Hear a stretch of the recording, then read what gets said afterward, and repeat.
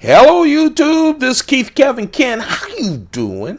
How you doing? It's time again for another knife of the day. This is the series where I go through my collection one knife at a time, one day at a time.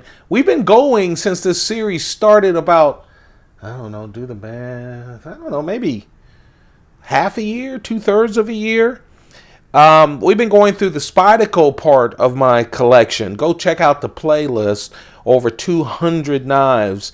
Actually, closer to 250 knives, but over 200 videos. A lot of classics and the newest Spydercos around. We'll move on to the rest of the collection probably in about 2 weeks or so. But right now, the knife of the day for today is the Spyderco Manix 2 with FRN scales, and this version has CTS-BD1 steel. I am not familiar with BD1 steel. I have like 3 Spydercos with that. You guys have just been wonderful in the comments. If you know about BD1 steel, can you comment below? I mean, sometimes some knives like this one, lightweight. I have a number of versions of Manix 2s, and this is one of those knives that I grab and open up a box or whatever. It wasn't one of the more expensive ones, but help us with CTS-BD1. I know some of you really know your steels, and kind of explain it to someone as dumb as me. Okay, I'd really appreciate it, and I think the people who watch these videos would too. I love when the community, when you guys in really nice ways add to the videos. I have never said I am the doctor of knives. I just collect a bunch of them because I like man stuff. Cigars, coins, knives, watches. I just like man stuff. So let's talk about this knife, the Manix 2 with CTS-BD1 steel. Of course, the Manix, I just got to notice, next week I have 3 new Spyderco knives coming in, all of them from distributors, and all of them made me really smile. So one of them is a Manix 2. This Manix 2, of course, one of Spyderco's special knives, one of those core group of knives made in the USA in Colorado. Has the Spyderco leaf shape blade, and this one is 3.4 inches, around 3 inches when you talk about the edge. At the end, I'm going to compare this to a paramilitary 2 and a native.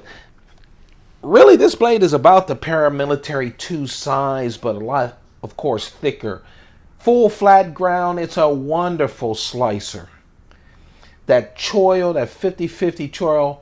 When I say that this is one of the Spyderco group of classics, you know, the paramilitary 2, the military, the native, the Manix, those kinds of knives made in the USA, this is really a nice knife. It is. Jimping going up, of course, jimping inside of the forward choil on the metal side. The total length of a Manix is 8 inches. And man, with this, the great thing about having the fiberglass reinforced nylon scales and no liners, it is so light.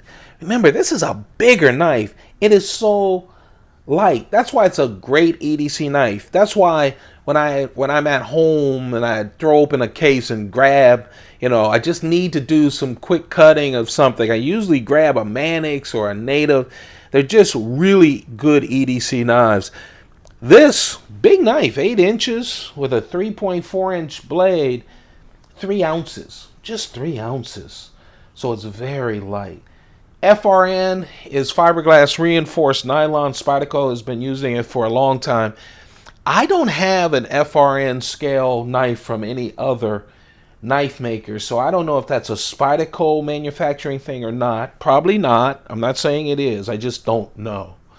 But it is what I call space age plastic. It's very durable. Very durable. And it has that bidirectional texture. So no matter how you're holding the knife, it's very grippy.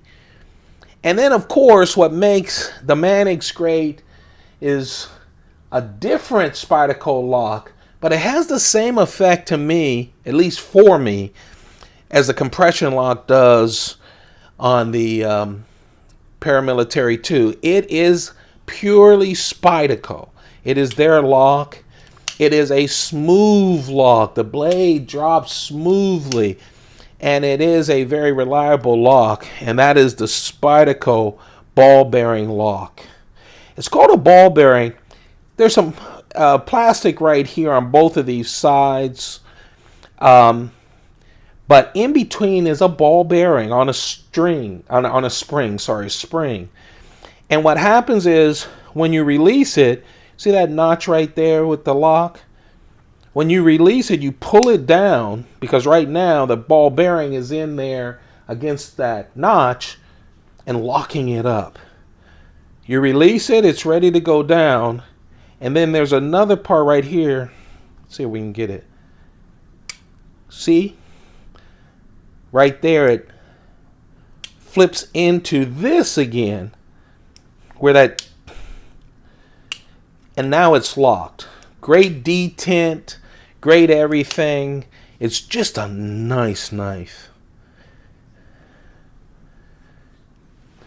Only right hand tip up, has the wire clip, real nice light knife with the deep carry clip. Huge lanyard hole on the Manix. Just a real nice knife. You know, I was looking at one of the videos a couple of days ago. I was looking at a military with a digi-camo and a black blade. Thank you.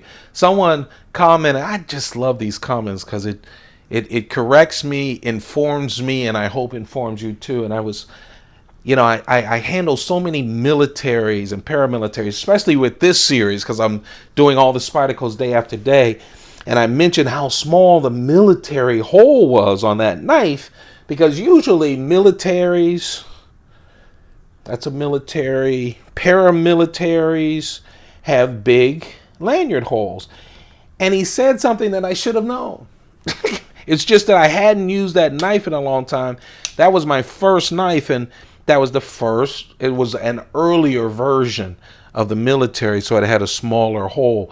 What Spyderco does is they have a lot of their quality control. They have a lot of versions where they improve things.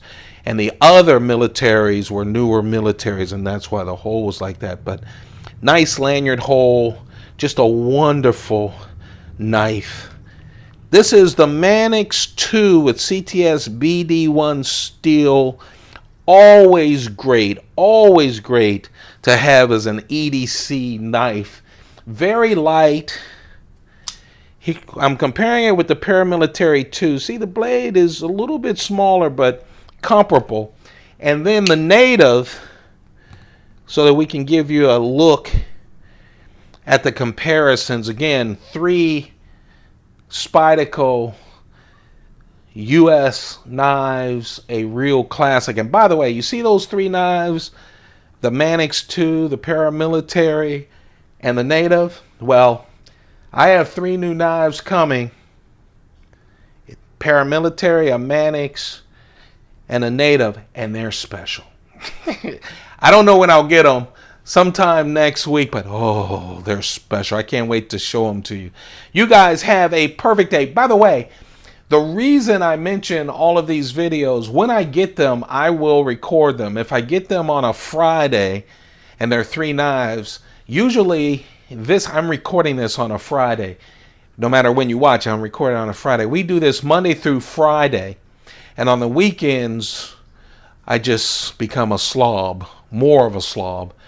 And I don't do videos usually, but sometimes I do. If I get the 3 knives close to the weekend, on a Friday, we will do those 3 knives 3 either all three in one day, or we will do them in consecutive days. I want you guys to see the new knives as soon as possible.